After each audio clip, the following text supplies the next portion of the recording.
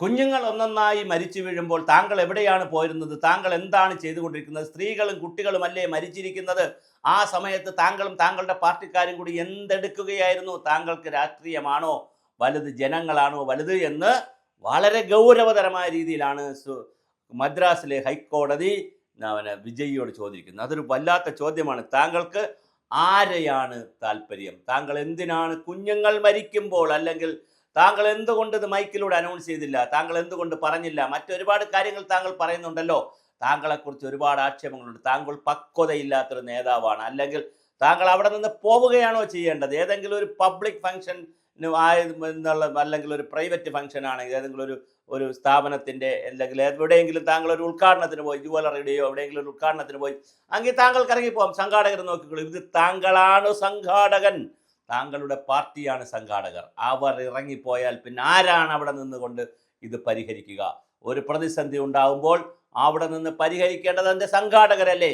സംഘാടകരിൽ മുഖ്യനായിട്ടുള്ളവൻ പ്രധാനിയല്ലേ താങ്കൾ ഇറങ്ങിപ്പോയത് ശരിയായിട്ടുണ്ടോ എന്ന് ഹൈക്കോടതി, താങ്കൾ എന്താണ് ഈ കാണിക്കുന്നത്, താങ്കൾ എന്താണ് രാഷ്ട്രീയത്തിൽ ചെയ്യാൻ പോകുന്നതെന്ന് അതിരൂക്ഷമായ ഭാഷയിലാണ് ഹൈക്കോടതി വിജയിയോട് ചോദിച്ചിട്ടുള്ളത്. ശരിയായ ചോദ്യമാണ്. കാരണം വിജയ് പകച്ചു പോയിട്ടുണ്ടാകാം.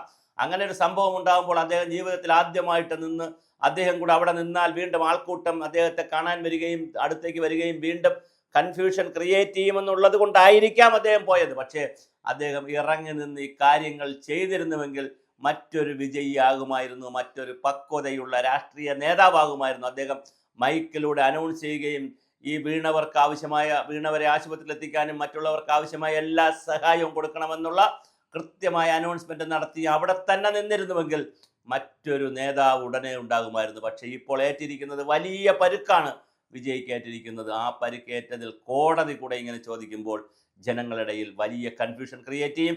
എന്തായാലും കോടതി ഒരു വല്ലാത്ത ചോദ്യമാണ് ചോദിച്ചിരിക്കുന്നത്. ഒരു ഒന്നൊന്നര ചോദ്യമാണ് കോടതി ചോദിച്ചിരിക്കുന്നത്. വിജയ്, താങ്കൾ എന്താണ് ചെയ്തു കൂട്ടിയത്? താങ്കൾ എന്തുകൊണ്ട് അവിടെ നിന്ന് പോയി? അവിടെ നിന്നുകൊണ്ട് എന്ത് തന്നെ അത് ചെയ്തില്ല? എന്തായാലും തമിഴ്നാട് രാഷ്ട്രീയത്തിൽ വലിയ മാറ്റങ്ങളാണ് വരാൻ പോകുന്നത്. അമിത്ഷാ ഇതിനിടയിൽ BJP എന്ത് കണ്ടിട്ടാണെന്നറിയില്ല. ഒരുപക്ഷെ സാന്ത്വനിപ്പിക്കാനായിരിക്കും, അല്ലെങ്കിൽ പിന്തുണ കൊടുക്കാനായിരിക്കും, അല്ലെങ്കിൽ ഇത് കഴിഞ്ഞാൽ ഭാവിയിൽ വരുമെന്നുള്ള വിചാരത്തിലായിരിക്കും. എന്തായാലും വിജയ് അമിത്ഷാ വിളിച്ചു, പക്ഷേ വിജയ് ഫോൺ എടുത്തില്ല. സ്റ്റാലിനോട് ചോദിച്ചു, ഇങ്ങനെയാണോ ഒരു സമൂഹത്തിൽ, ഒരു രാജ്യത്ത്, ഒരു സംസ്ഥാനത്ത് നിങ്ങളൊരു രാഷ്ട്രീയ പാർട്ടി വളർന്നു വരുമ്പോൾ, അല്ലെങ്കിൽ ആരെങ്കിലും ഒരു കാര്യവുമായി മുന്നോട്ട് വരുമ്പോൾ നിങ്ങൾ ഇങ്ങനെയാണോ സഹായിക്കുന്നതെന്ന് ചോദിച്ചുകൊണ്ട്, അല്ലെങ്കിൽ എതിർക്കുന്നതെന്ന് ചോദിച്ചുകൊണ്ട് വിജയ് വളരെ അതിവൈകാരികമായ വീഡിയോയും ചെയ്തായിരുന്നു. പക്ഷേ എന്തായാലും വിജയ് രാഷ്ട്രീയത്തിൽ വരും. വിജയ് മുഖ്യമന്ത്രി ആയാലും അത്ഭുതമില്ല. അപ്പോഴും പക്വതയില്ലാത്തൊരു രാഷ്ട്രീയ മുന്നേറ്റമാണ് ഇവിടെ നടത്തിയതെന്ന് കോടതി അതിനിശ്ചിതമായി വിമർശിച്ചെന്ന് മാത്രമല്ല, അതിന് വലിയ വില വിജയ് കൊടുക്കേണ്ടിയും വരും.